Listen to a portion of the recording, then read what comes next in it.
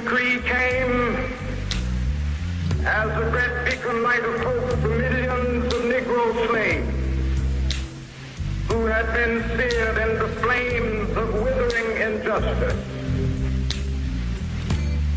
But 100 years later, the Negro still is not free. 100 years later, the life of the Negro is still sadly crippled by the manacles of segregation and the chains of discrimination. 100 years later, the Negro lives on a lonely island of poverty in the midst of a vast ocean of material prosperity and finds himself in exile in his own land.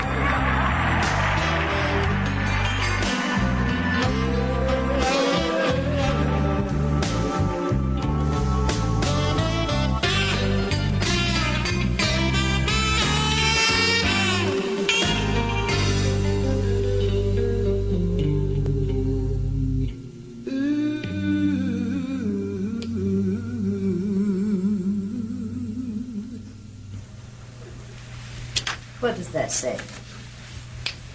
None. What is your name? Can you read that? Sure. Well, I can't. Cross it out and write it so I can read it. Okay.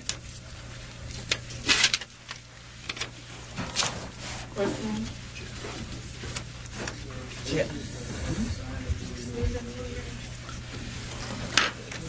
What does that say? Louis A. Wright. Cross it out and write it so I can read it. I'm done. No, don't pat me, number one. And number two, you either follow the rules or you leave. Now, get your name on there so I can read it. They asked for my signature, that's it. Write your name on here so I can read it. No, ma'am. This man is out of We here. need your name tag. This man is out of here. He isn't going to follow the rules. He isn't going to stay. You're out of here. Donna? Are you the security person?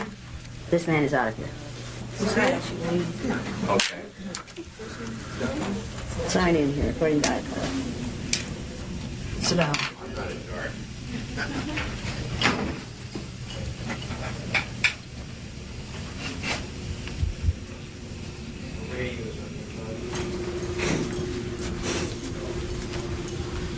All the way up? All the way up. Okay.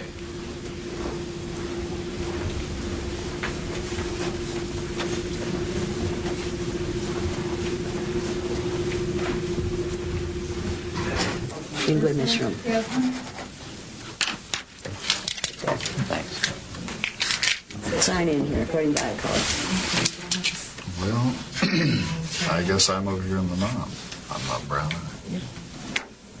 You're looking at Sit down.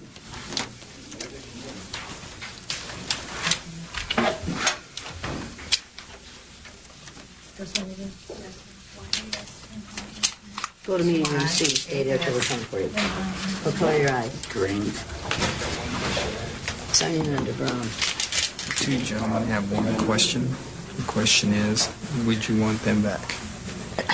I don't want them back. I don't want them back. This is not a question of want. If they can come back and conduct themselves according to the rules, they can come back. But I'm going to put them out if they don't follow the rules. It is not their choice. Okay. This is not their choice.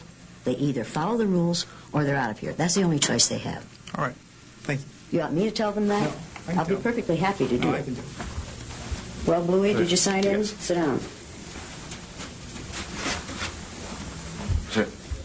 I'm sorry, I thought you meant in there. Sit.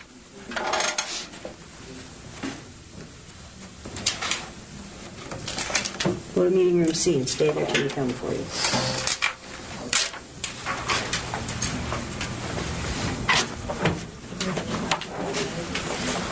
It's another one of those non-brown people. We did it first. Sit down. I'm going to give you a piece of advice. Whether or not you like what's happening here, you either follow the rules or you're out of here. Got You it. have a choice. Now, get rid of the gum. Okay. Now. There's a wastebasket right back there. Put it in it. Go to meeting room C and stay there until I come for you. Okay. So you do print. Sit down. Jan, call. You have a call on line 3.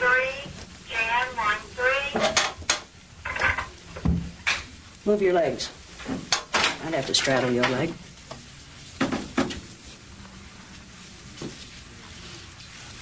I'm going to warn you. You may be big and you may be tall, but you do exactly what I tell you to today. Do you understand that?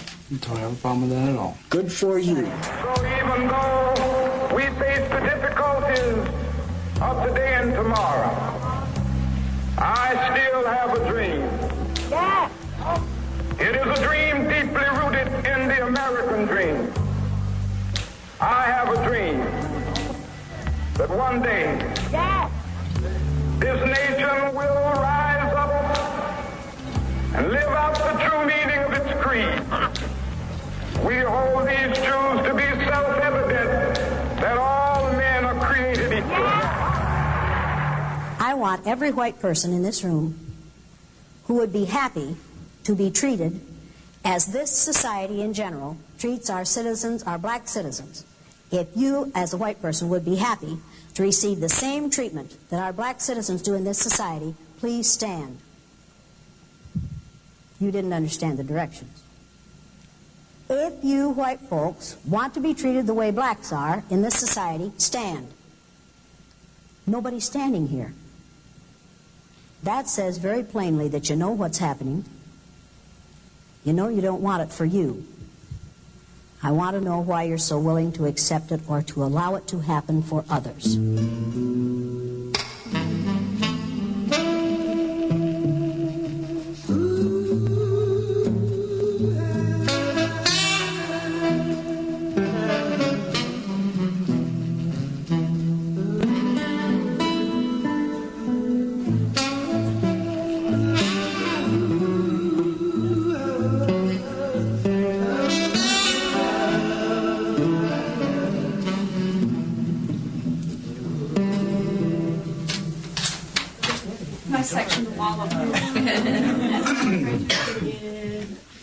The purpose of this exercise is to give these nice blue-eyed white folks the opportunity to find out how it feels to be something other than white in the United States of America. And these people today are going to learn more than they want to know. The purpose of this exercise is to help these people walk in the moccasins of a person of color for a day. What I am going to do is assign to these people, on the basis of their eye color alone, all the negative traits that we have assigned to females, to people of color, to gays and lesbians, to people who have disabilities of any kind, to those who are obviously physically different. We are going to assign to these people all the negative stereotypes that we have so easily assigned to those groups. We are going to lower our expectations for these people, and we are going to force them to live down to our expectations of them.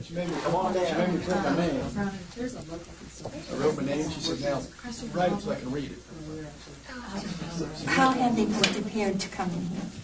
Not at all. They're just sitting. We just sent them into a room in which there are 3 chairs for 17 people. Now, It's hot in there. it's hot in there. Is it hot in there? Well, then it's probably smelly, isn't it? Because blue-eyed people sweat a lot, and you know they don't smell good. So I wouldn't want to be in that room after they've been in there. We don't tell them anything. We just send them to the holding room.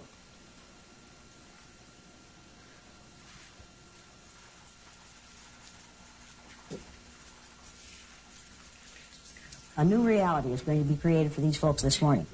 Now, we're going to treat these people negatively on the basis of the color of their eyes.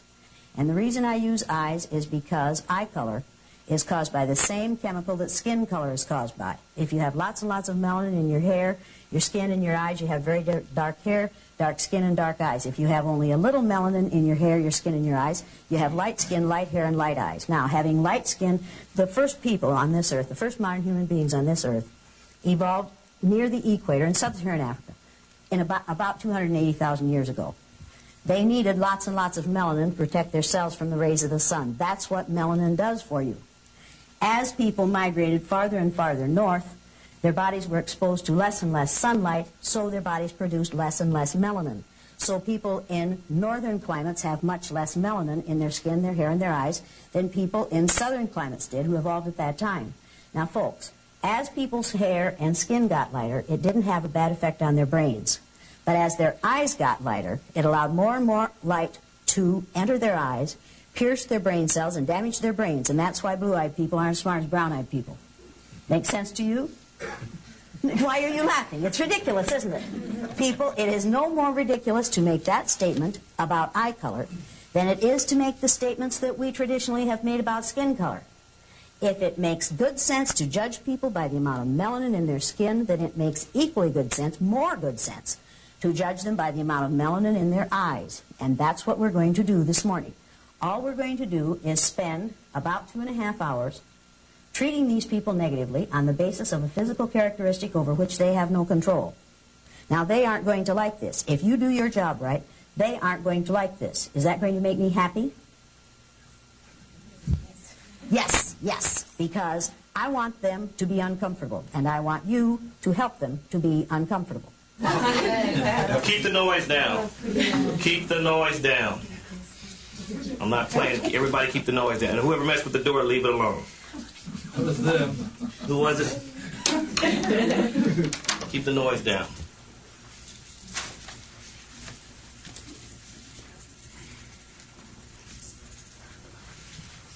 I think we should sing "We Shall Overcome." Does anyone know the Okay, words? what actors are you guys with? You see what this badge says? I'm not an actor. Keep the noise down in here.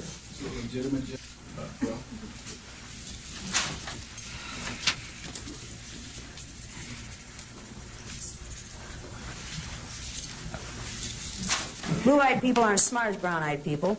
I can prove that to you by giving you and them the Dove Counterbalance Intelligence Test. Now, this is an intelligence test that was developed by a black male a number of years ago, and the purpose of this test is to give white folks the opportunity to find out how it feels to take a test about which you know virtually nothing, and have your IQ based on your ability to pass a test about which you know nothing, that you have learned nothing about.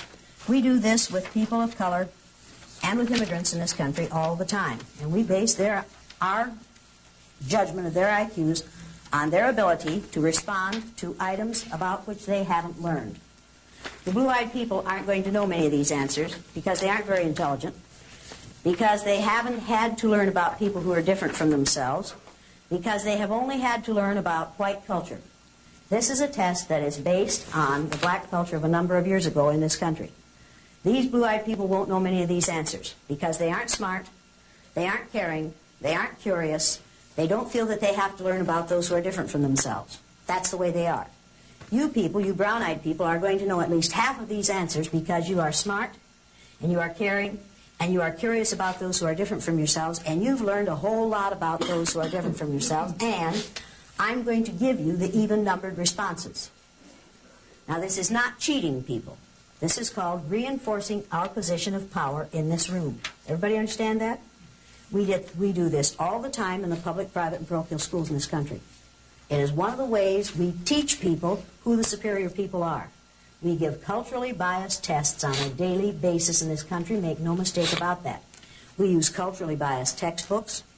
We have culturally biased pictures on the wall. We teach a culturally biased history. Our maps are culturally biased. And they are culturally biased in favor of white people. Make no mistake about this, people. It's what we do. I know how to do it. I've been doing it as a public school teacher I did it as a public school teacher for 25 years. I know how to teach cultural bias, and I know how to teach racism. All you have to do is use most of the textbooks that are available in schools today. Now, I'm going to give you the even-numbered answers to this test. I want you to circle the letter of the correct response. For number 2, circle letter E.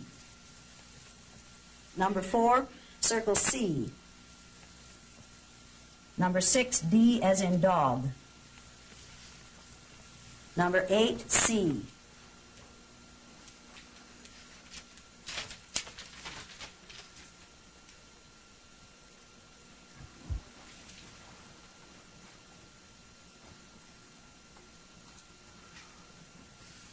18C, 20C, 22B, as in Bluey.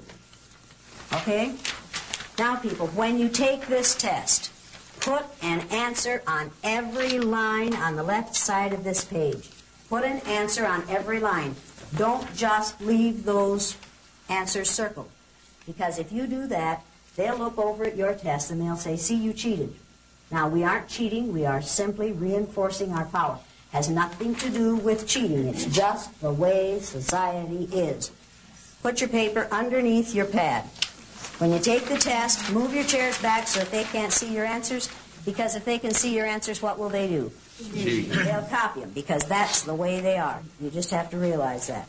Now, we're doing this for their own good. We expect them to be grateful. The rules for the day are going to be that you will not look at these people unless you can either frown or sneer at them. It's all right to laugh at them, but do not laugh with them. How many of you have friends in the blue-eyed group? Let me put it this way. How many of you used to have friends in the blue-eyed group? Now, some of these people are going to leave here very, very angry. Make no mistake about this. That is their choice. When they leave here and they say they're angry, you need to be prepared to say to them, wait a minute. You had it for 2.5 hours. Your home wasn't threatened. Your family wasn't threatened. Your job wasn't threatened. Your income wasn't threatened. Your future wasn't threatened. And you had it for 2.5 hours, and you knew it was temporary. You knew it was going to be over at least by 6 o'clock this afternoon. Why are you so angry? And if you are so angry after 2.5 hours, can you apply that, the way you feel about that anger, to what it must feel like to live with this for a lifetime? In order for this exercise to work, it takes your cooperation. Now, how many of you are going to cooperate with this exercise? Raise your hand if you're going to cooperate. Why are you so slow at getting your hand up? Because it sounds like rude behavior, and I would normally not, I would go out of my way not to be rude, so I will have to try to do this. Do you normally go out of your way to prevent other people from exhibiting these kinds of behaviors toward people of color and people with disabilities and gays and lesbians? And go out of my way to prevent that treatment? 50-50. I mean, yes and no. Yes, sometimes they do. No, sometimes no. No. People, the only thing necessary for the perpetuation of evil is for good people to do nothing. And for the most part, we white folks do nothing so that we can say, well, we didn't do it. We aren't responsible. As long as we do nothing, it is like giving our approval for those who are going to do the negative things. It is not enough to do nothing.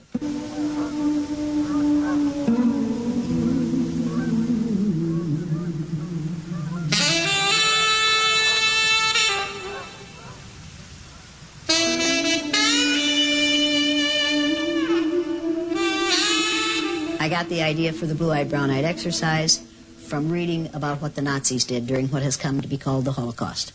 Hitler was going to found a nation of people, of Aryan people, who were going to be blue-eyed and blonde-haired and fair-skinned, and they were going to rule the world.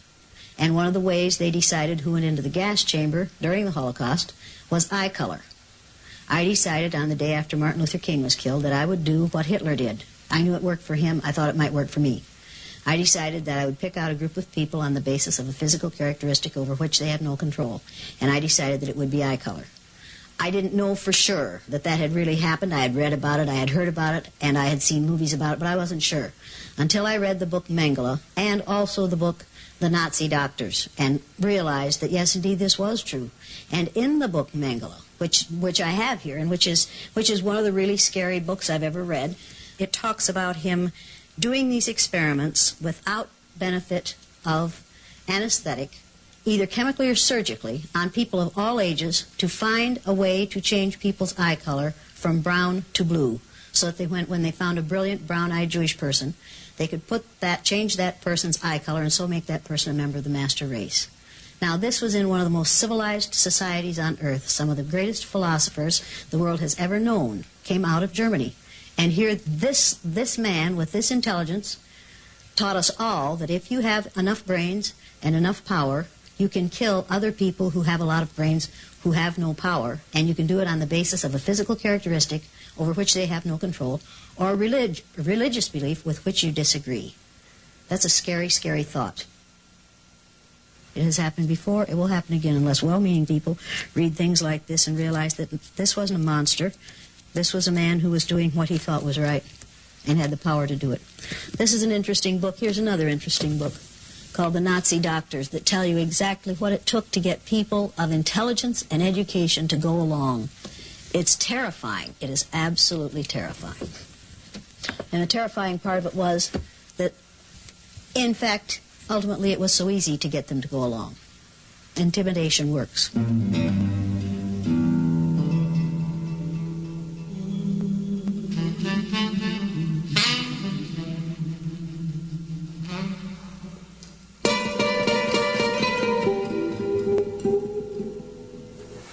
So what's going to happen for the rest of the day?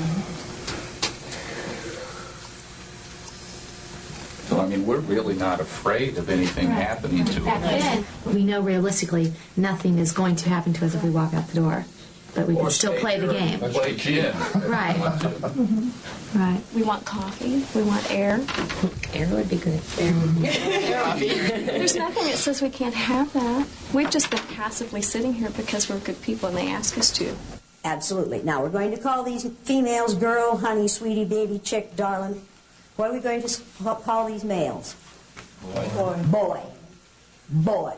And you don't say boy, you say boy. When it's properly said, it's a two-syllable word. Boy. And we use boy to keep black males in their place on a daily basis. All we have to do to lower someone to the age of 5 to 12 is call him a boy. And we do it to accomplished black males over the age of 70. And we get away with it. Now, for 2.5 hours, we are going to make these people look inferior and feel inferior. How many of you think these white folks can take this? Now, people, think about what you've just admitted. You've just admitted that you think that adult, sophisticated, educated, white men, positions of some power, and in a couple of cases, I think, real power, can't stand for 2.5 hours what you expect the child of color to live with from the moment he or she is born. Do you really believe that? Do you really believe that these white people can't stand 2.5 hours of being treated verbally the way they treat other people for a lifetime? Because if you do, you've just admitted something extremely interesting. You have just said that people of color are stronger than white folks. That we have created a situation in this country in which we have built tremendous strengths into people of color, and in which we have not built those same tremendous character strengths into white folks, particularly white males. Does that bother you at all? It's called survival. It's called survival. Absolutely. It's a survival skill. Bear in mind that these people are in their child ego state, and that's where they're going to stay. Because people are easiest to control when they're in their child ego state. So these people are being treated like children, and they're going to act like children, and it's what we do with females in this country every day. We treat them like children, and when they act like children, we say, see, you're acting like that because you're female. Now, people, if you are tempted to look at one of these people and wink at them, to let them know, without me catching you, that you really don't mean any of this, I'll change your eye color so fast it'll make your head swim. So just let me catch you looking at your tall white friend here. Just let me catch you doing that, friend. Let me see your eyes. You'll join them quick. Right away. You want to be with them? Okay, Brownie, you're going to be a bluey. It will not make you comfortable. Do not give these people any kind of reinforcement, people. Do not smile at them. Do not look. If you're sad for them, don't let them see it. And some of you are going to be sad for them. You look like you're sad for them already, and we haven't started yet. You aren't sad for them? Good. Not good for you. That's the right attitude. You just don't want to be one. Now, people, all I'm asking you to do is act white. That's all I'm asking you. Just act white. You white people know how to act white. You've been doing it all your lives. You people of color know how to act white. The way to get ahead in this society, if you're a person of color, is to act as white as you possibly can. Now, am I exaggerating here? Is that the message that this society sends? Assimilate. Assimilate really means act white. Assimilate means be as similar to the power group as you possibly can be, which means act white. And you can turn intelligent, bright, committed, conscientious, ambitious people into people who act lazy and slovenly and stupid and slow and unmotivated. And you can do it in 15 to 20 minutes, and that's what you're going to do this morning.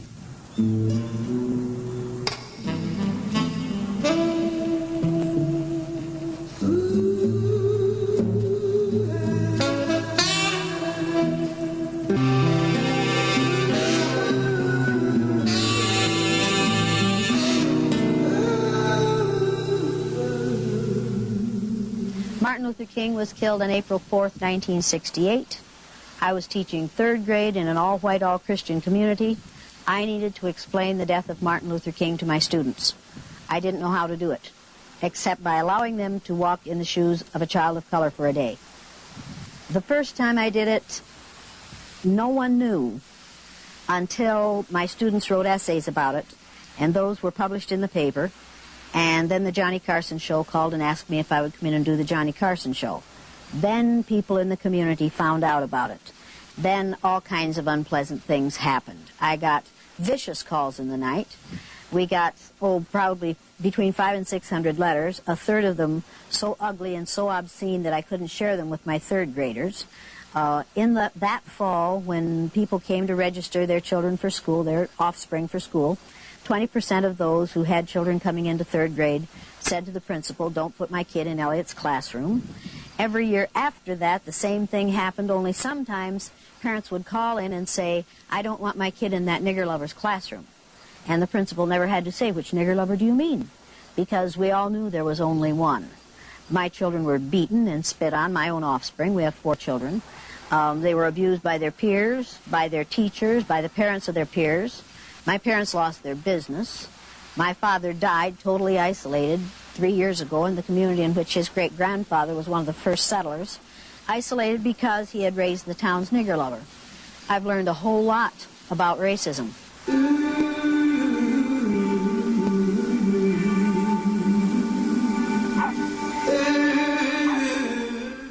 Edith, do you trust that Bluey? No. I wouldn't trust that Bluey, but you can if you want to. Now, I want those collars on the outside of your coat collar or dress collar or blouse collar or shirt collar or whatever it is you're wearing. And I want the collars taken good care of at all times, and I want the pin under your chin. Put the tag of her dress in, will you? That's so she got half dressed this morning. Now, people, before you can't arrange that properly? I guess not. I guess not. Fix it. Get the sunglasses off your head. Put them in your purse with the rest of your junk. Should we have to tell her that? No. Why do we have to tell her that? They're slow. They're unmotivated. They're lazy. They're disinterested. Now, do you have any physical problems that will be made worse by sitting on the floor for an extended period of time? Don't give me I doubt it. Yes or no? No back problems, no hip problems, no leg problems. No heart problems, no high blood pressure, nothing like that. How about you? How about you? No. You? Do you care? No, but I have to know because if something happens during this, you're liable to file a lawsuit. So I want to know going into it whether or not you have any problems. I don't want them made worse because I don't want to have to take a lawsuit out of this. Do you understand that? No. No. Oh, you don't understand that? Well, your low IQ is another one of the problems I'm going to have to deal with today. Now, do you have any physical problems that will be made worse by sitting on the floor for an extended period of time? Yes or no? I'll say no. He's going to say no. Does that mean he doesn't have, or does that mean he's going to say no now, and later he's going to accuse me of having made him You can't worse? trust him. Can I trust this boy? No. Is he playing games? Yes. Am I going to put up with him? No. Do you have any physical problems that will be made worse by sitting on the floor for an extended period of time? Yes or no? Do you or do you not? You don't care. Honey, Typical. honey, if you want caring, go to your mother. Do I look like your mother to you? She's dead. Then go to some other nurturing female in your environment. That is not what I am about. Do you have any physical problems that will be made worse by sitting on the floor for an extended period of time? What is difficult about answering that? There's no sense in it if you don't care. The purpose of this is to find out whether you are going to be in worse shape physically after this is over as a result of sitting on the floor. I don't want you to be. I care because I don't want you suing me. So there, I care. Now, I care. Do you or do you not? No, I'm fine. Thank you. Whoa. Thanks for caring. Whoa. Friend, I don't care about you. You need to understand that I don't care about you. I care about me. Then you need to realize maybe I lied to you. I care about me. If you lied to me, we have it on tape that you said no. And I So now, if you try to sue us, forget it. And I care about the repercussions for my sake, not for your own. Understand that? But I care about you. Oh, good, good. Then don't make me spend my precious time messing with you anymore. Okay, that's your All right, all right? Yeah. Yes. Turn around and face the front of the room. Turn around and face the front of the room. Now, I know what you're thinking. I'm going to see how far I can push this woman. I'll tell you how far you can push me. You can push me this far, and you've pushed enough already. You either turn around and face the front of the room, or you leave. You're going to follow my rules, or you're out of here. Turn around and face the front of the room. Once again, do we care? No. Do some people like being treated like babies? Yes. Do we have to take care of them? Yes. Do we have to see to it that they're sitting in the right place? Yes. Do we have to see to it that they're facing the right direction? Yes. Why do we have to do that? Because most of them are stupid, and where do they spend most of their time? In what ego state?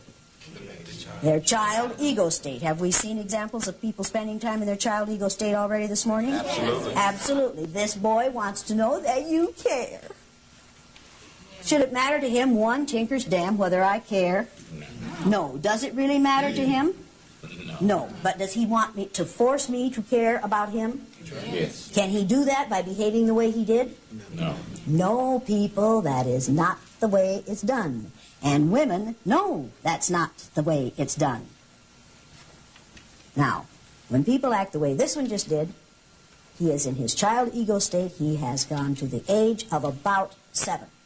I want it my way, and I want it now. I don't have to do it unless you care about me. Now, I'm going to teach you the listening skills. Since you have already indicated that you have difficulty remembering things, I'm going to ask you to write these things down. Take out a piece of paper and a pencil.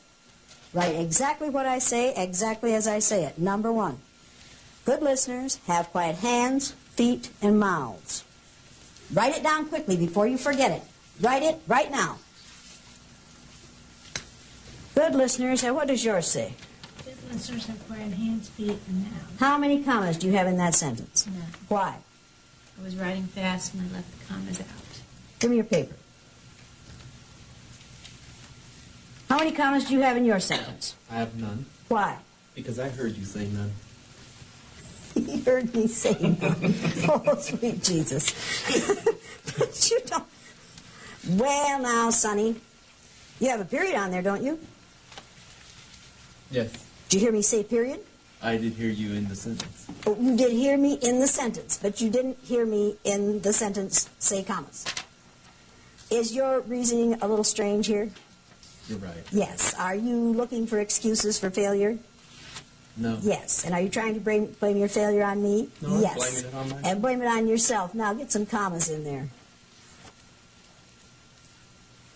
Do you need a comma after quiet? Well, it's been a month. No, I don't. No. Is that a mistake too? Yes, I made a mistake. Have you made several so far this morning? Yes, and I'll make more. What was the first one you made? Coming to the workshop. No.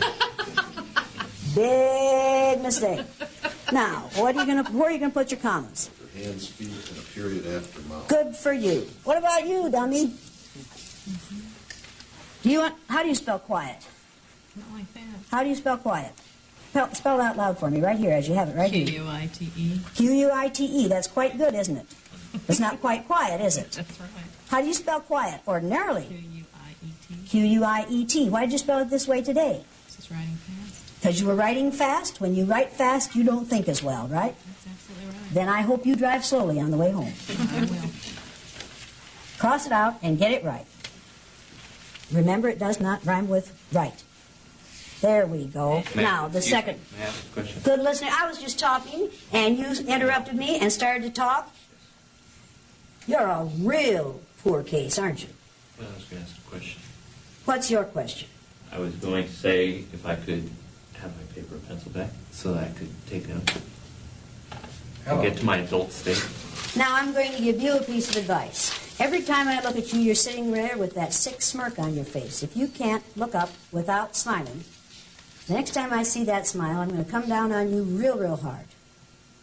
Okay? You're going to feel like a cow pat on a hot rock. So if I were you, if you can't hide your smile, drop your head so I don't have to see it. Just look down when I'm coming towards you so I don't have to see that smile. Does that make sense to you? Yes, it does. If you have a nervous twitch and you can't help smiling, put your face down so that I can't see you doing it, because I take exception to it, and that's not good for you. Do you understand that? Yes, I do. Yes. If you're going to get through this workshop, you are going to live down to my expectations of you. Because if you don't live down to my expectations of you, we're going to call you an uppity bluey. And we're going to ride your tail until you do live down to our expectations of us. How do I know how to do this? By your observations. Of what? Of what happens in society. That's right. That's right. We, in the power position in society, know how to keep people in their place by lowering our expectations for them, by forcing them to live down to our expectations of them, and we do it by such ways as when President Reagan signed the decree establishing Martin Luther King's birthday as a national holiday. As he signed the decree, someone said, Mr. Reagan, he signed it in front of the press, was Martin Luther King a communist? And he threw down the pencil and he said, well, we'll know in 30 years, won't we? So you see, you hold out the rose with one hand and you yank it back with the other. We'll give you this day, but we don't really want to. And that was on network television. Everybody saw it. Did that send a message to the black community? Yeah. Absolutely. Did it send a message to the white community? Mm-hmm. Oh, yes. What message did it send to the white community? We'll keep them quiet. We'll keep them in their place. We'll go along with this because there's something to be gained for us by it, but not because we really honor the man, but because we want to cool things down. Does that bother you at all? Yes. Did you think about that when he did it? Do you think about it differently now? Now, why do you want this paper and pencil? So that I can remember the things that you say. Because you don't trust yourself to remember them, do you? No. Now, did I teach him something? Yes. Yes. Was it a valuable lesson? Yes, very much. No, it wasn't. No, that isn't. That is not a valuable lesson, to teach people to submit to tyranny. Get real. That is not a valuable lesson. That is a dastardly lesson, and you need to realize it. You need to realize that what I just did to him today, Newt Gingrich is doing to you all the time by saying people who think like him are normal and other people are not. And you're going along with that. You are submitting to tyranny in order to be called normal, for God's sake. You'd be better off to be called subnormal. I didn't just teach him a valuable lesson. I taught him to go along to get along. I taught him to submit to oppression. I taught him the same lesson that we teach females and people of color and those who are other than Christian and gays and lesbians and all those who are physically different all day, every day. And he's going along because he's going to be more comfortable if he goes along. Is there any way he can win? No. Did he win just now? No. He thought he did for a minute, didn't he? And you all thought he did for a minute, didn't you? The second listening skill is, good listeners keep their eyes, what are you doing? Good listeners keep their eyes on the person who is speaking. Write it quickly before you forget it. Good listeners keep their eyes on the person who is speaking. Good listeners keep their eyes on the person who is speaking. What are you doing? You have it written? No. Why not? Because my hands are still quiet from the first skill. Didn't I say write it down? Yeah. Write it down. And violate the first one. Write it down. I said write it down. Do it. Do it now. What are you waiting for?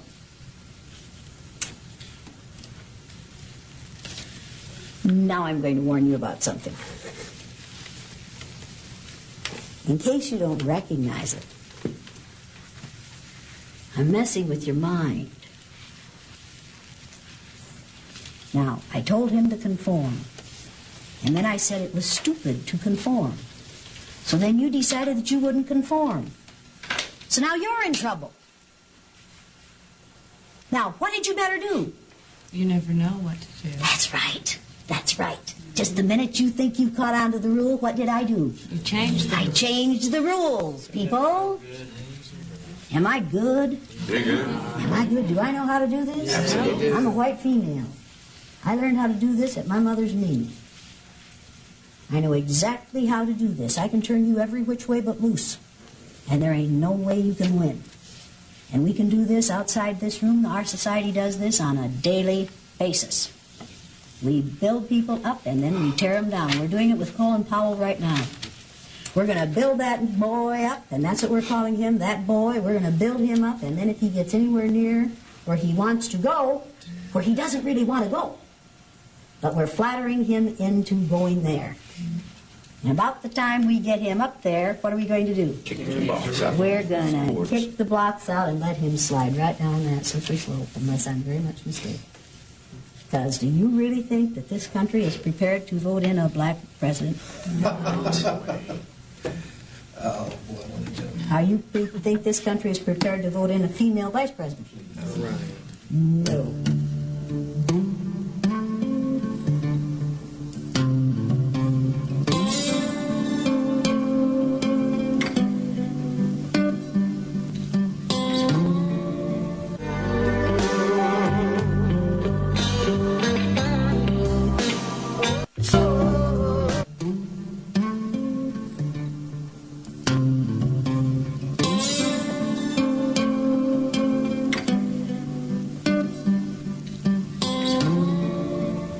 This town calls itself the City of Beautiful Maples, and these are all hard maple trees lining both sides of most of the streets in town. In 2 weeks, they will all be these gorgeous yellow and orange and red and gold colors, and people will come from miles around to see the color in our trees. And this city is just so proud of that wonderful, wonderful color in these trees. But they do not want people of color to come and reside in this community. We love color in our trees. We do not want it in our skin. And it breaks my heart because it is so... Because this is a beautiful little community, and they're very proud of their feelings for one another, the size of their churches. Their churches are full every Sunday, and every Saturday night. It's wonderful. It's a wonderful place to raise children. As long as you don't want to raise children of color here.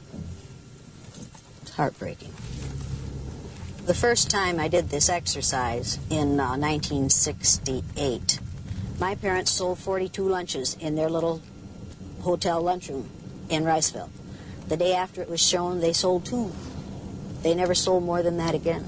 That was the end of their business. Their business was killed by what I do. Somebody has said good deeds won't go long unpunished. I found out how very true that is. I learned a lot about racism in a short time. And it wouldn't have bothered me as much if I had been the only one they exposed to that kind of behavior. But nobody confronted me in all those years, to this day, no one other than my peers one time have confronted me. But they got at me through my children and my parents. And I find that very, very difficult to forgive. The Jews have a saying. They say that you have the right to forgive others for what they do to you. You do not have the right to forgive them for what they do to others. I can't forgive them for what they did to my children. My children have to do that. See, in retrospect, I know that I could have made life easier for my parents. Could have made life easier for my father. Could have made my life easier for my husband and for my children. And it took me a long time to get over the feeling that I had done something wrong. I wish it hadn't been that way for my parents. But I could not change people in Riceville in their attitudes toward them. I wish it hadn't been that way for my offspring. But I couldn't change what people did. I could have stopped doing what I did. But there would have been a whole lot of learning that didn't take place. And there would have been some good things that didn't happen to my offspring. And if I had stopped, it would have been saying to my kids, when things get unpleasant, just stop what you're doing. Just go along to get along. That wasn't a message I wanted to send to them.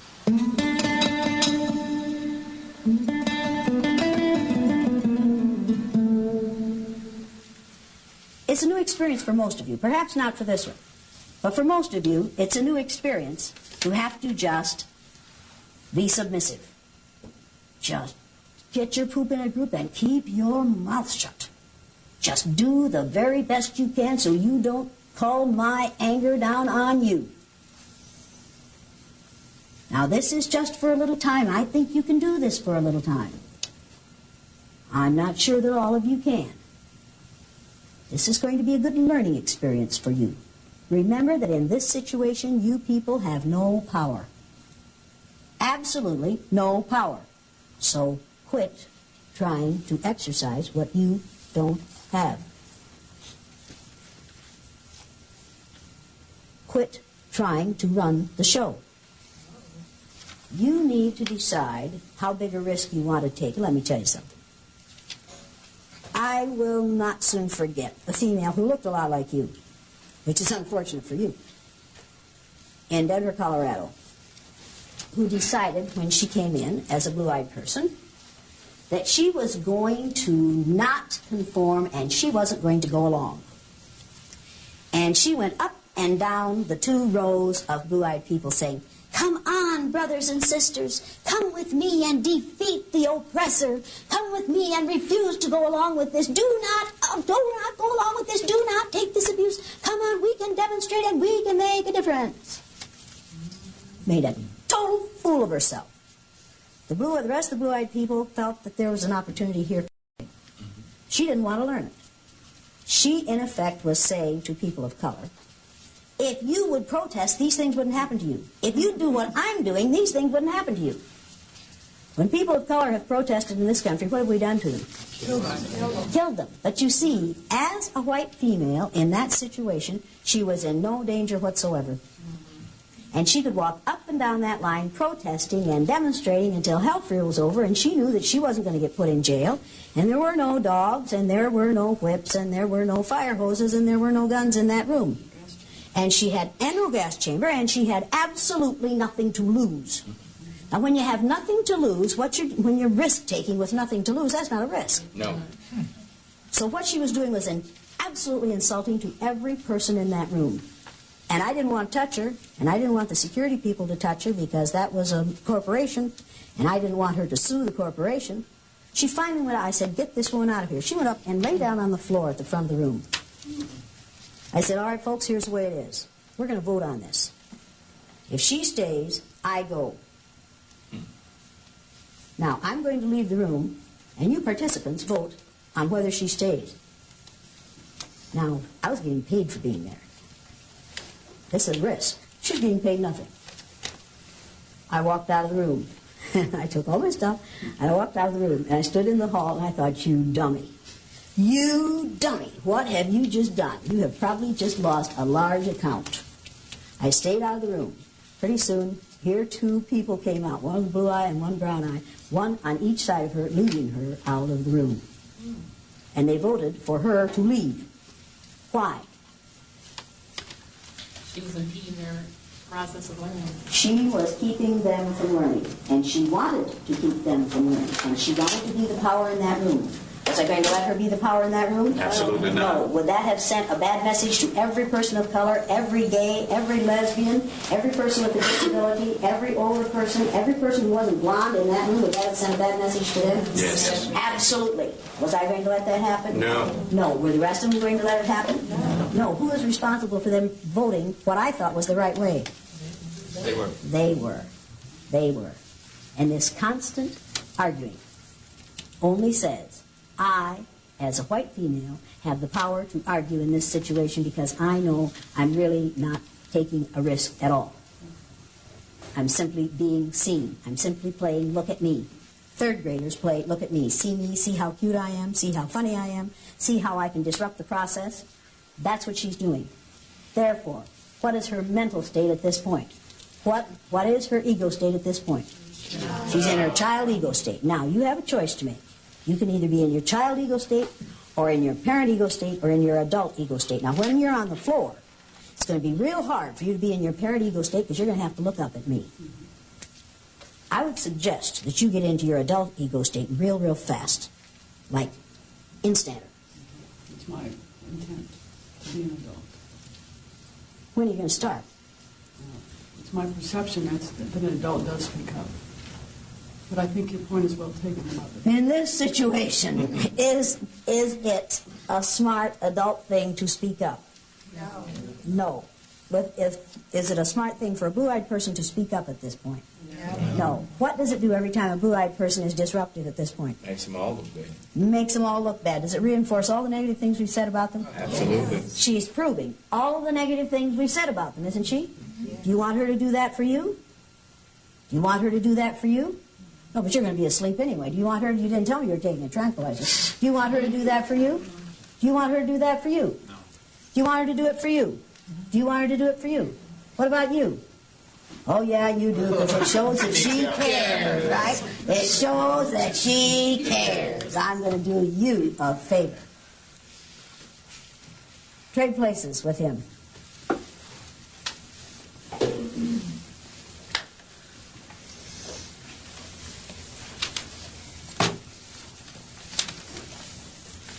Now, the second listening skill is, now, I want you to talk to him. Oh, I think you're in the wrong place. You trade places with him.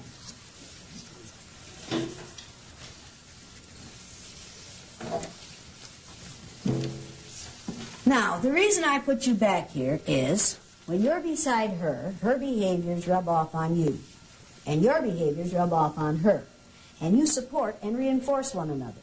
And I don't want that to happen. So in order to keep that from happening and keep you from getting into trouble, I put you back here where that won't happen to you. Did I do this to be mean to you? Probably in your mind, no. No, You were helping no. me. I am helping you, and how should you feel about that? I expect you should think I should be grateful. And are you? No. Why not? Because Is it I like because you're an having the ingrate? Because you like having the support? You are willing to take the support, even if it means getting you in trouble. Yes. Does this man like to suffer? He doesn't know any better. You like to suffer. He's a martyr. Does martyrdom appeal to you? No. No? Is there any way you can win here? Not under the present rules, no. Have you won yet? Not yet. Am I going to let you win? You don't want me to win. Am I going to let you win? Where's the only place you can win in this situation?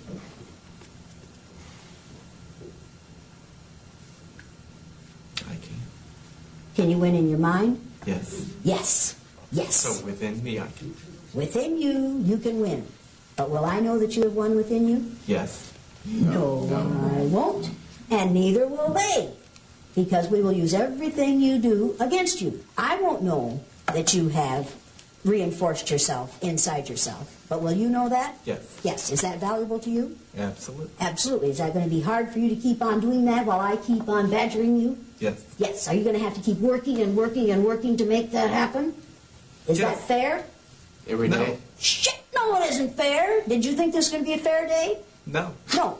You think what goes on outside here is fair? Absolutely not. Absolutely not. You spend a whole lot of time outside here holding it in and winning inside yourself, even though society doesn't want you to? Yes. Yes. And do you? Yes. Who do you think spends more time in that endeavor? You or that man right there?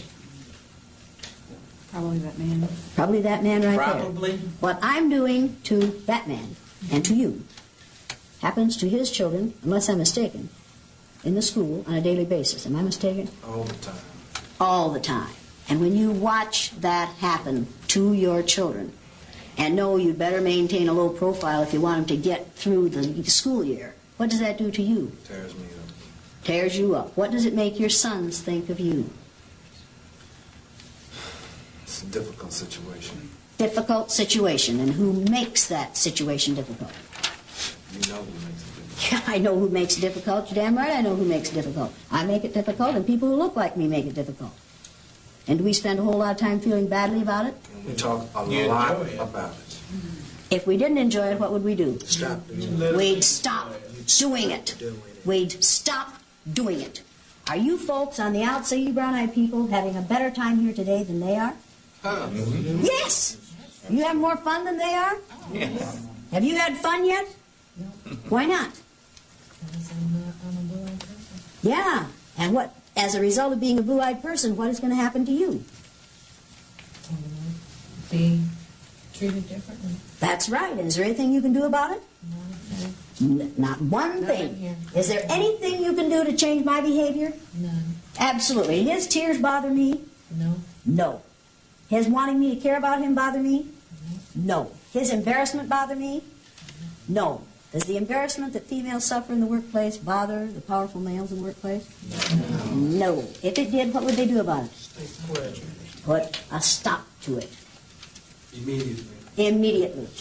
Is what happens to people on reservations, on Native American reservations in this country, bother the people in power in this country? No. Not one bit. We are going to increase that pain instead of ending it. Do we care? Do you care? Now, you all could have learned something in the last hour or hour and a half that you've been in here. You could have learned something about how discrimination works and how it feels to be on the receiving end of it. You could have learned about society and society's rules. You could have learned about how hard it is to be in control when you have no control. You could have learned something about power and the use and misuse of power. And a reality that you have never experienced, I think, before. Most of you, I think, have never experienced the reality that you are experiencing this morning. Have you? Before this? Have you? You? Have you? You? Not in this country. You? You? I like the way you say not in this country. You? Have you?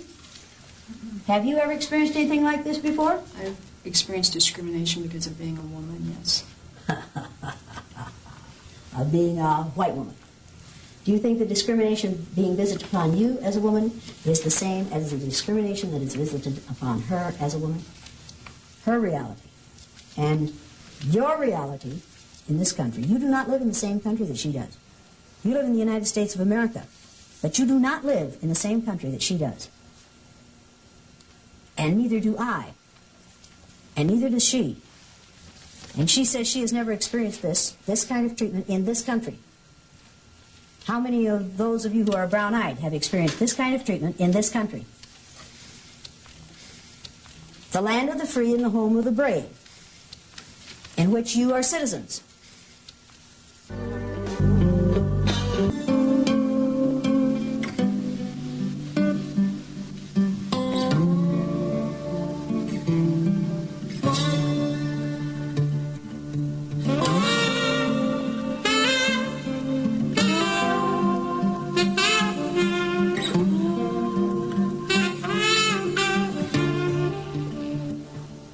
You're going to interview some students tomorrow, some former students of mine, who were in my classroom the third year that I did this exercise. They were in a film called The Eye of the Storm, and we took still photographs of those children each day of that exercise. One when they were on the top and one when they were on the bottom. And I have some of those here. The interesting part about these pictures is you can take a child who's a perfectly happy, normal human being on one day, and by putting a collar on him and telling him he's inferior, you can turn him into a frightened, vulnerable, intimidated, suspicious child who cannot succeed on the day he's in the wrong place. This is like the powerless and the powerful. This is Rex on the day he's on the bottom. You're going to meet Rex tomorrow. This is Rex on the day he's on the top. All of these students that you're seeing now and that are in the film The Eye of the Storm are moderately to severely dyslexic. None of them were supposed to finish high school. Rex now has his MA in Elementary Education Administration. You're going to talk to him tomorrow. He is going to be teaching children to make a difference. This is Sandy on the day she was on the bottom. And this is Sandy on the day she was on the top. Sandy's the one who said, when we did our reunion 5 years after they graduated from high school, I asked Sandy whether having had this exercise when she was in 3rd grade had changed her life at all. She's the one who said, yeah, now when I hear one of those bigoted remarks, I wish I had one of those collars in my pocket. And I could take it out and I could whip it around that person's neck and I could say, now you wear that for 2 weeks and see how you'd like to live that way for a lifetime. Rex is the one who said, I'll have that collar in my pocket for the rest of my life. I can't get that collar out of my pocket. This is how Laurie, you're going to meet Laurie tomorrow. This is how she looked on the day she was on the bottom of this exercise. And this is how she looked on the day she was on the top. Now you think about this is just one day in these children's lives. And look at the difference. What if she had to live this way if she expected to live this way for a lifetime? He would soon begin to doubt her intelligence, and so would she. I don't think I had a picture of Milton in there, did I? But this is Milton's. Every day of the exercise, each day of the exercise, the children had to draw themselves as they felt that day. And this is how Milton drew himself. This is the day he was on the top, and they drew these and colored them. And Milton has an eye for drawing like I have only seen in one other child in all the years that I've taught. But because he was dyslexic, he got no respect from the school, and so his life is down. It's just a wash, and it breaks my heart because he's probably the most talented child I have ever seen artistically. But this was all in yellow, and there's an angel on his head on the day he's on the top. On the day he's on the bottom, this is all in black, and there are flames, red flames up in here, and there's a little red devil on top of his head. But if you feel like this when you go to school in the morning, every day, or if you feel like this every morning when you go to school, are you going to do a better job than when you feel like this? See, if you can create a situation in a school or in a society in which 11% of your society feels like this, and the rest of them feel like this, which would you rather feel like? Which part of society would you rather be in? Would you rather be one of the powerful or one of the powerless? And how dare society force people to live this way?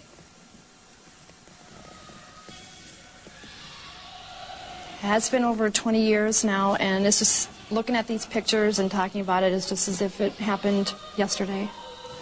It's very much in my mind. I started reading the book again, and it brought back a lot of tears. I remember remembering the things that kids said to each other and how they treated each other, and I mean, best friends were now fighting, and we hated our teacher. We had to draw a picture of her, and I'll never forget that because we all drew like a picture of a devil.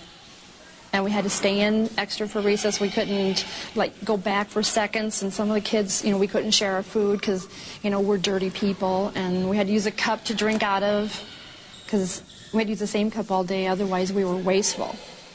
But I remember when she had said that brown-eyed people were slow and they were dirty and smelly, and I was like,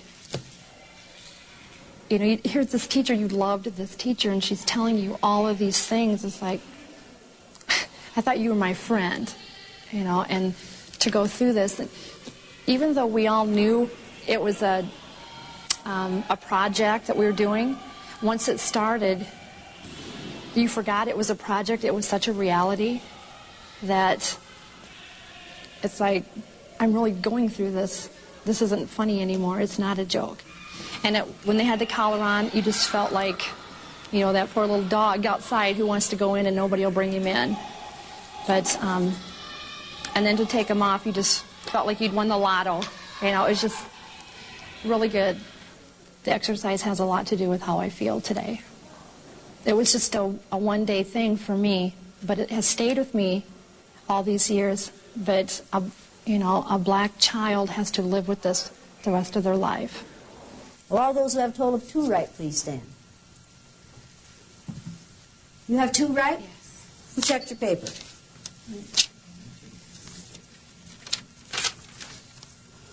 Where are the numbers on this paper? They're not on there. Did you know that when you stood? All I saw was that she said I got 2 correct, so I was relying on Did you know you didn't put any numbers on this paper? Yes. Yes. Did you know you were wrong when you stood? No. Did you hear me say those numbers? Did I say right number 3 first? I guess I didn't hear that. Oh, are these right? I guess not. Do you have 2 right? I guess not. How many do you have right? None. None. Are you taking credit for something you didn't do? Evidently. And are you going to blame her for checking it wrong? No. No. Who's at fault for your standing when you don't belong there? I am. Put a 0 at the top of that page and cross out the 2. Okay. Will all those who have a total of 1 right please stand? You thought I said one night stand, didn't you? Show me your paper.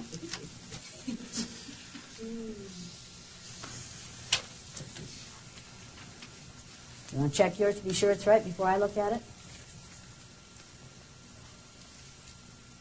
Well, that is right. You did get 1 right. You're 25% right.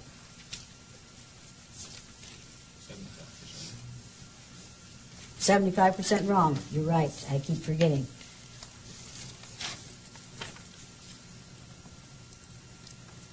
What's the third listening skill supposed to say? Yeah, remember, what's the third listening skill supposed to say? Third listeners listen from the beginning to the very end. Is that what yours says? No, I left out very. Sure left out very, didn't you? Yes, I did. You have 1 right here? And I should have 0 correct there. That's right. Do you have 1 right here? Yes, I do. Is there 1 right? No, there is not. No. Should you be standing? No, I should not. So what are you going to do? I'm going to sit down and change that to 0. Good idea. So 2 of these people got 1 right. None of them got them all right. This is too hard for blue-eyed people? This is a lot of work for blue-eyed people to learn 4 simple sentences and then have to respond to them in a few minutes. Now, what stress are you suffering from at this point? You're changing the rules. Changing the rules? Your tone of voice is talking down to people. You are setting it up so that you're making people feel dumb. Like, if Mark makes a mistake, that's bad as opposed to good. You're standing over some people. And that's stressful to you? I think to this group, yes, and to me. That's stressful to you? Yes. Yes, and also going too fast. And going too fast? Yes. Anything else that's stressful to you? Those are the big ones. Those are the big ones. Those are big ones for her. That's nothing.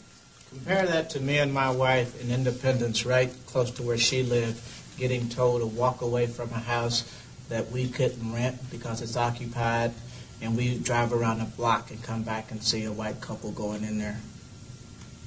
Right here. You don't know stress. Would you consider that more stressful? I don't even consider that stress. I consider that just devastating. Were you devastated by it?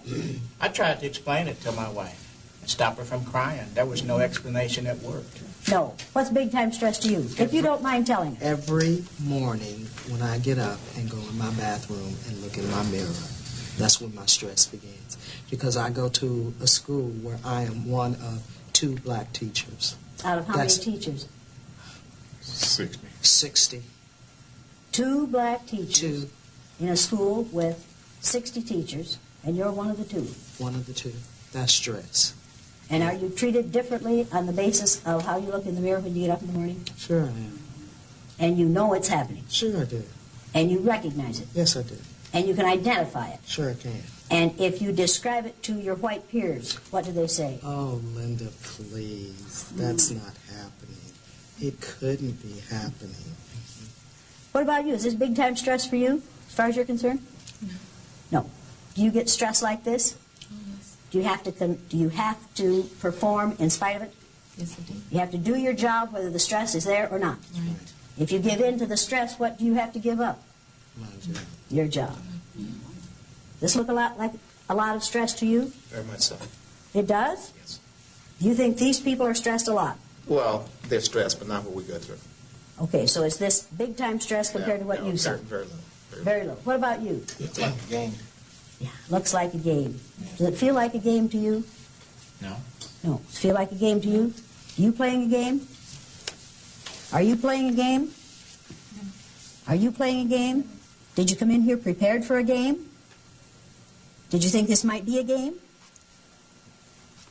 Did you think this is going to be a pleasant little day off work? Or spend your Saturday this way? Does this feel like a game to you? Quite a bit different. Quite a bit different. Why? Because we're on the spot rather than coming and changing roles and That's right. leaving the moment out. Now, let me make something perfectly clear here. We are not going to reverse this today. Yesterday, I heard a couple of women say, well, I kept quiet because I thought she was going to reverse it and then she'd use what we said against us. I had no intention of reversing this, because if I reversed this, it would no longer be reality. That would be like saying to people of color, after we white folks have been on top for a while, then we're going to turn the tables and you're going to get your chance. See, if it's a game, then everybody has the opportunity to win. In this situation, and in society at large, not everybody has the opportunity to win. We do not have freedom and justice for all. We have freedom and justice for some, but not for all. This is not a game, because not everybody in this room is going to have the opportunity to win. You're never going to win, Maggie, if you keep writing while I'm talking. This is not a game. And are you role-playing? Today? Yeah. In a sense. In a sense, you are. Your memory is bad because you're pretending it's bad? Are you having trouble remembering things? No. Are you having trouble getting things right? Yes, of course. Yes? Why? Because the deck is stacked against you. Because the deck is stacked against you. So no amount of pretending is going to get you to pretend that you've got those written correctly, is it? Right. Correct. Correct. So the role-playing, hey, forget that. It's like Shelby Steele saying, as a black man, I have transcended race. Now, in your heart of hearts, all you people know that I'm lying to you about blue eyes.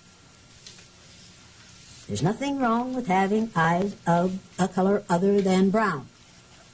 And you know I'm wrong. Does that give you any satisfaction whatsoever? To know that I'm wrong? Is that making it all easier for you to go through this? No.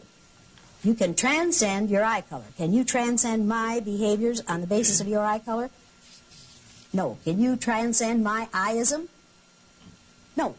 Can you change what is happening in here to you because you know that I'm wrong? No. All you can do is sit there and take it. Tell me what stress is. Now, wait a minute. He volunteered to tell me what stress is. I do not ask people of color to bleed all over the floor for white folks. I don't do that. You want to tell us? Go ahead and tell us. Stress is knowing that when you send a son or daughter to school, that they have to start learning how to be the best. And no matter what they say or what they do, it's never good enough. Because I'm always going to find something wrong with you. To the point of where I'm going to make you so frustrated that you get into a situation where you become unstable and you can't be taught. So now you have to go over here. And now we have to test you. And we're going to tell you what's wrong with your child. We're going to make him a statistic. We're going to keep him in the background. continuously. And you have to day in and day out talking to him. There's nothing wrong with you. There's nothing wrong with you. You can do it, you can do it, you can do it. And he continues to come home hurt, and sometimes in fights, and you have to continue to keep doing it over and over and over. And the sad thing about it is that we waste so much time in trying to keep the self-esteem up that we lose the time that he could be learning. And they know that. Now that's what stress is. Quando os brancos enfrentassem situações vividas pelos negros no dia a dia, ela consegue produzir neles o sentimento de serem discriminados, provocando as mais surpreendentes reações. Semana Rebeldes com Causa, o olhar indignado de Jane Elliott, amanhã 11h20 da noite no GN.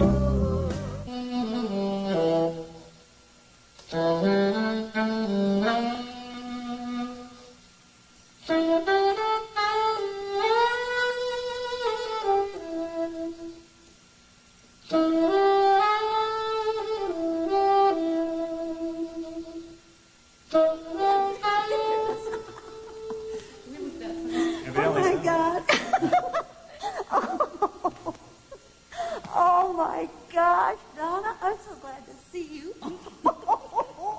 You got taller. Raymond. No, you shrunk.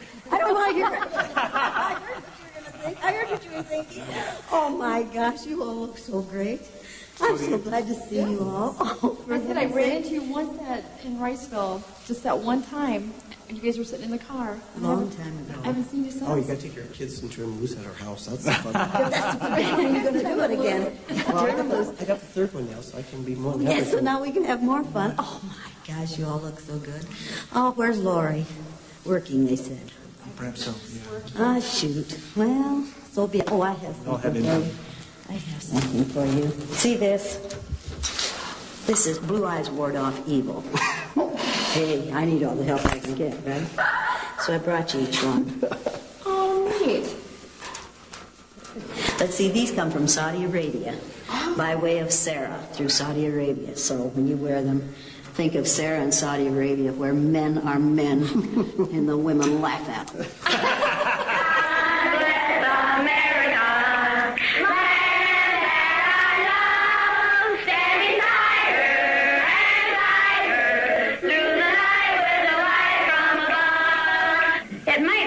To judge people today by the color of their eyes. Would you like to try this? Yeah! Sounds like fun, doesn't it? Since I'm the teacher and I have blue eyes, I think maybe the blue-eyed people should be on top the first day.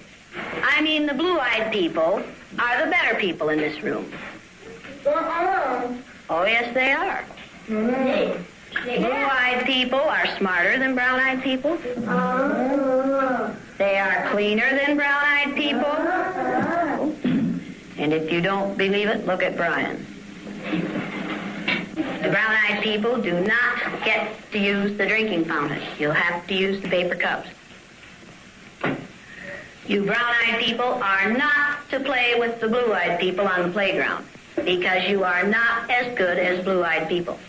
Well, the brown-eyed people in this room today are going to wear collars so that we can tell from a distance what color your eyes are.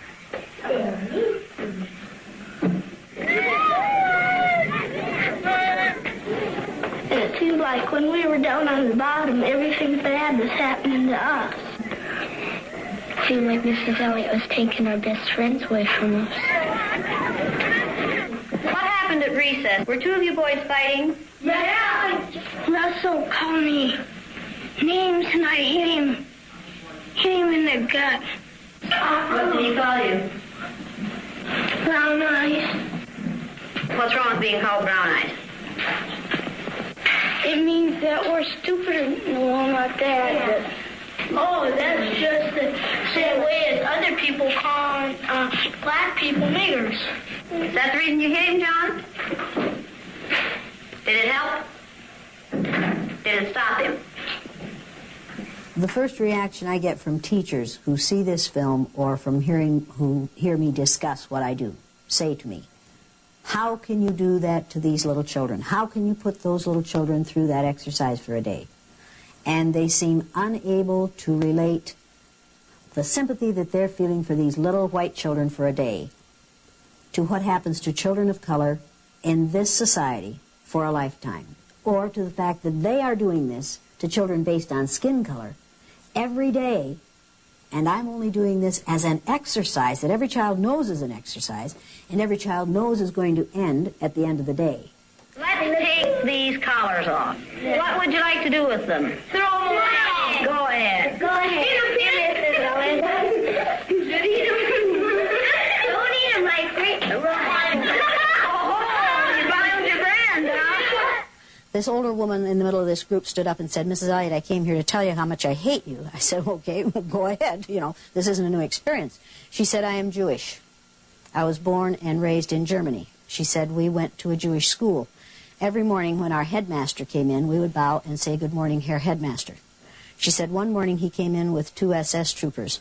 And one of the SS troopers said to us, in the future, you decadent Jews will no longer bow and say, good morning, Herr Headmaster. You will salute and say, Heil Hitler. She said, I watched those of us who valued our life more than our faith salute and say, Heil Hitler. She said, those who valued their faith more than life itself continued to bow and say, good morning, Herr Headmaster. She said, they disappeared and we never saw them again, but we know what happened to them. She said, your students are very fortunate. They will never allow to happen in their society what we allowed to happen in ours. They'll see it coming and they'll put a stop to it. Then she said something that frightens me to this day. She said, the atmosphere that you created for your students in your classroom with your blue-eyed, brown-eyed exercise reminded me of the atmosphere, the environment that the Nazis created for the Jews in Germany. Now, people of color, particularly blacks, who see the film The Eye of the Storm, which was in my classroom, the 3rd year I did the exercise, say to me when it's over, that's the way I live every day of my life. And that's in what we call the land of the free and the home of the brave. We have created an environment in this country for 11 to 12% of our population in which they feel the way the Jews felt in Nazi Germany. White people say to me, I don't see it that way. Of course they don't see it that way. They don't live it that way. We do not live the same reality in this country. White people do not live as people of color do. Now, I need to know, how did you feel about what you went through this morning? The words that you have written came out of your feelings, right? Nobody else's. Okay, read your 3 words. How they looked frustrated, confused, and angry. Frustrated, confused, and angry. That's the way they look to you during this exercise. Now, people, listen to these words that these brown-eyed people have written and see how many of them are the words we usually use to describe females. Read yours. Confused, sad, and some humor. Sad. Any of you people sad this morning? You looked sad. What were you sad about? I'm sad because I have to stay on carpet, and I didn't get coffee, and I didn't get donut.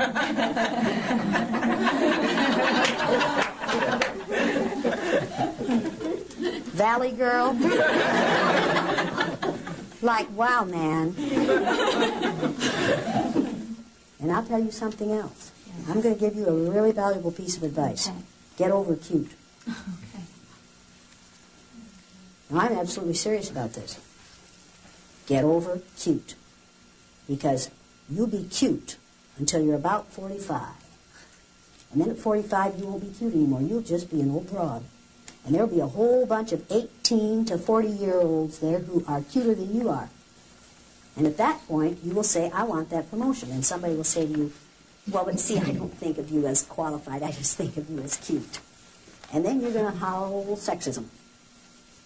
Females, get over cute. Get competent. Get trained. Get capable. Get over cute. And those of you who are called Patty and Betty and Susie, get over that. Because we use those names to infantilize females. We keep females in their little girl state by the names we use for them. Get over it. If you want to be taken seriously, get serious. Get over it. Okay, read your 3 words. Confused, lonely, and uncomfortable. Confused, lonely, and uncomfortable. Yours. Ooh, did anybody in here feel lonely during this thing? What do you mean when you say lonely? Just like they're just... All alone. Yeah. They have no support group. Right. Here all these blue-eyed people are together, but there's no support group. And each of them knew there was no support coming, didn't they? Did they catch on to that real fast? You didn't even seem to expect help from one another. Would you have appreciated some defense? Well, yeah. Well, yeah!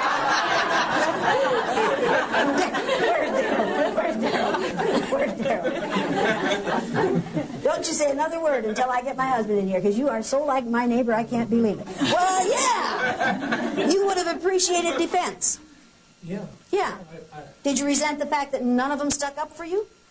Or did you think they've got to cover their own asses? I figured that they knew that if they tried to come to my defense, that you'd point your guns to them. And so I figured that's the reason that they weren't. When I was picking on her, why didn't any of you males defend her?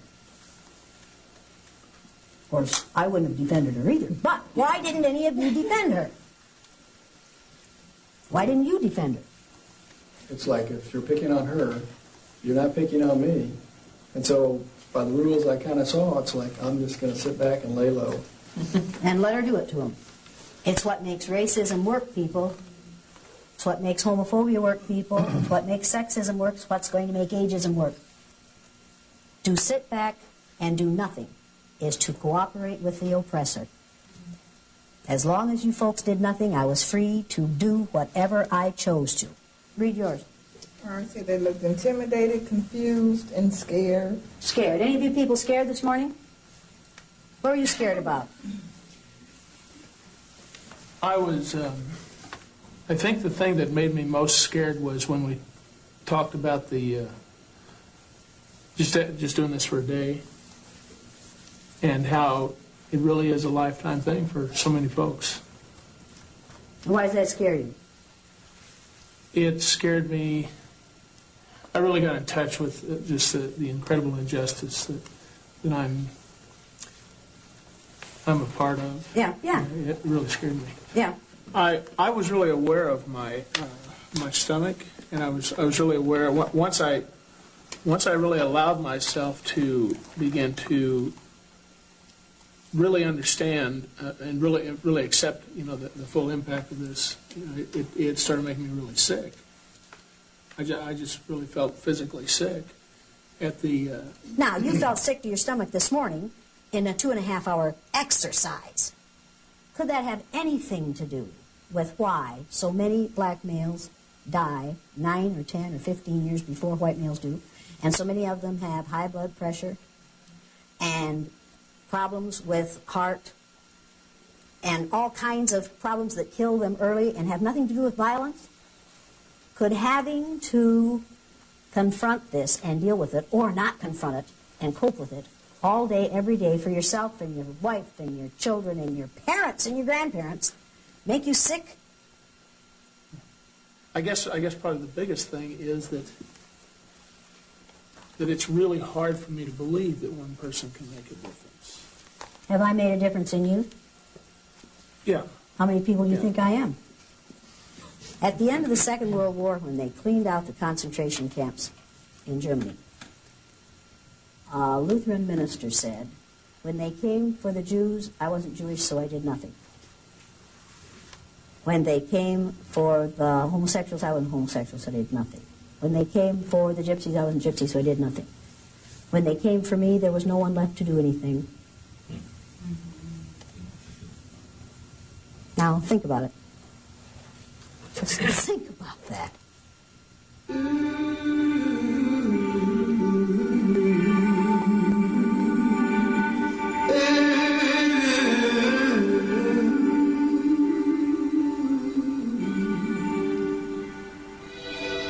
I still have a dream. It is a dream deeply rooted in the American dream. I have a dream